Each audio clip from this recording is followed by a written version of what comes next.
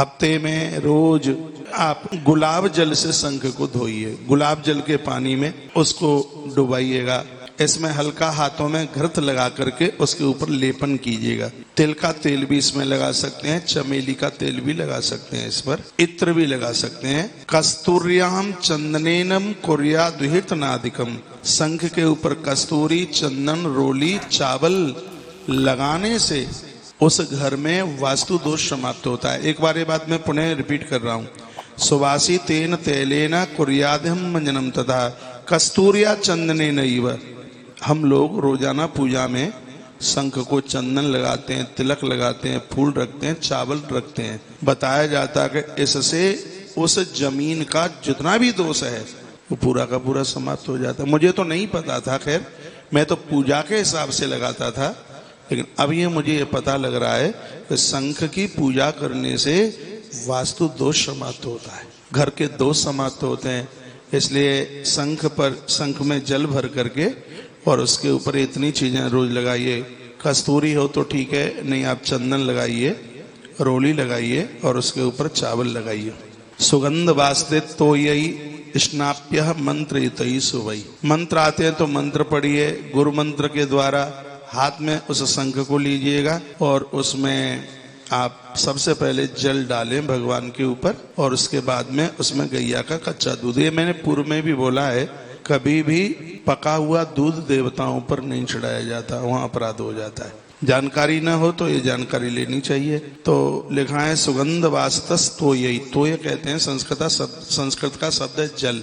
आप कितनी भी चीजें भगवान की पूजा में ले आना, लेकिन यदि जल प्रयोग में नहीं लिया है तो पूजा पूरी नहीं होती।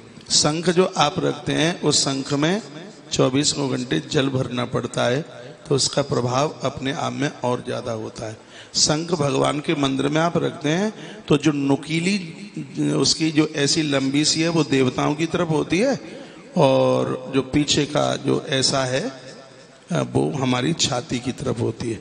कभी कभी लोगों को पता नहीं होता है, पीछे का हिस्सा आगे कर देते हैं और आगे का हिस्सा इधर कर देते हैं। एक प्रश्न प्राय बहुत ज्यादा चलता है जिसमें पूछा जाता है क्या माताएं भी शंख बजा सकती हैं? ये बहुत जरूरी है इस प्रश्न का समाधान करना, और मैं ग्रंथ के अनुकूलता में जिस बात को कहा गया है और मैं उसको वही आपको निवेदन करूंगा। गर्भ में संतान है, भूल करके भी देवियां शंख ना बजाएं, गर्भ स्खलित हो जाएगा। गर्भ में संतान की मृत्यु भी हो सकती है।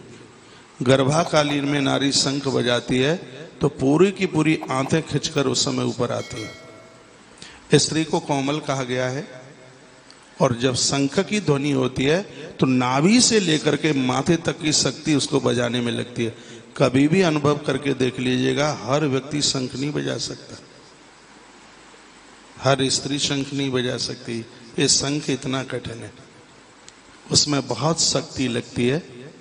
उस समय गर्भाकालीन बेला में ऋतु काल के पहले दिन से लेकर के 16 दिन तक नारी शंख नहीं बजा सकती। और वैसे तो ग्रंथ में लिखा है जब कोई स्त्री साध्वी बन गई है, संत महापुरुष, घर गृहस्थी से अब उसका कोई लेना देना नहीं है, उस समय वो शंख ध्वनि करती है। धरती पर कोई बहुत बड़ा कष्ट आता है, कोई दिक्कत आती है, दुर्योधन जैसे अत्याचारियों का हमला होता है, तब शिविर में खड़ी होकर के माता द्रौपदी शंख ध्वनि करती है। उस समय नारी तो दुर्गा है और माँ दुर्गा के एक हाथ में